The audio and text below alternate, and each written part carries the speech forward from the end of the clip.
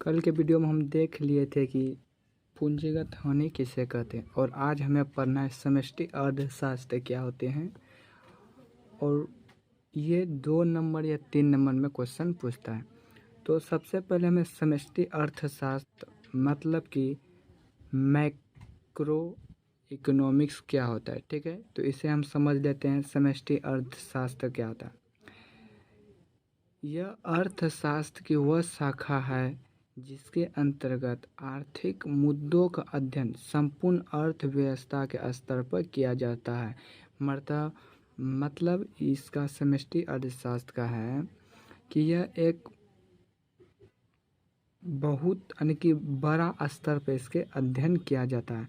इसी का हम दूसरा डेफिनेशन देख सकते हैं, यहाँ पे और करके आप देख सकते हैं। इसको हम इस तरह से भी लिख सकते हैं।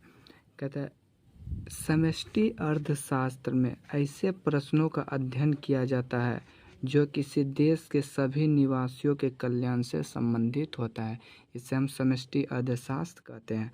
अब इसका उदाहरण भी हम देख लेते हैं, जैसे कि राष्ट्रीय आय हो गया, मुद्रा आपूर्ति हो गया, समग्र मांग हो गया। यह सभी समष्टि अर्थशास्त्र है। इसका और एक डिफिनेशन मैं आपको बताता हूँ, जैसे कि चलिए देखते हैं।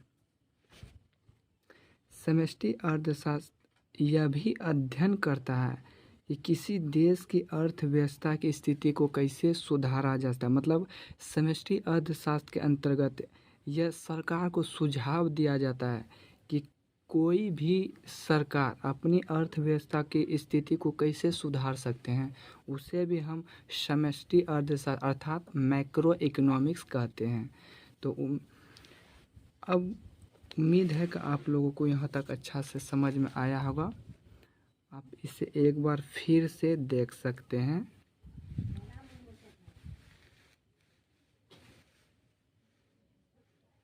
ठीक है, और आगे का जो कॉन्सेप्ट है हम लोग देखें स्टॉक और प्रवाह। ठीक है, ये अपने आप में एक महत्वपूर्ण टॉपिक है क्योंकि इससे ऑब्जेक्टिव क्वेश्चन बहुत बनता है और ख़ास करके तो बोर्ड में इससे फिक्स ही आता है क्वेश्चन।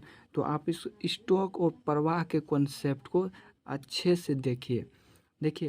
स्टॉक और प्रवाह, स्टॉक क्या होता है? स्टॉक इससे अभिप्राय उन आर्थिक चरों से है जिसे समय के एक निश्चित बिंदु पर मापा जाता है, उसे हम क्या कहते हैं?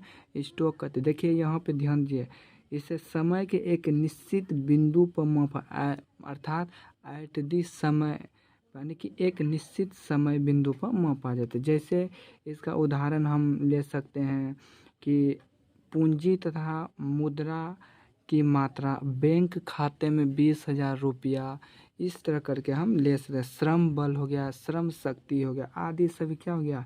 ये सभी स्टॉक है। क्या है? यह सभी स्टॉक है। परंतु प्रवाह किसे कहेंगे?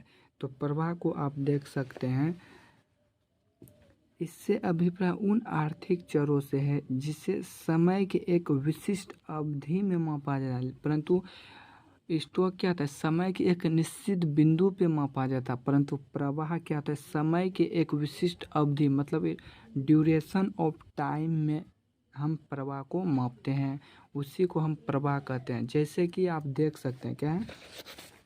प्रवाह को आप देख सकते हैं, जैसे कि राष्ट्रीय आय। क्या है?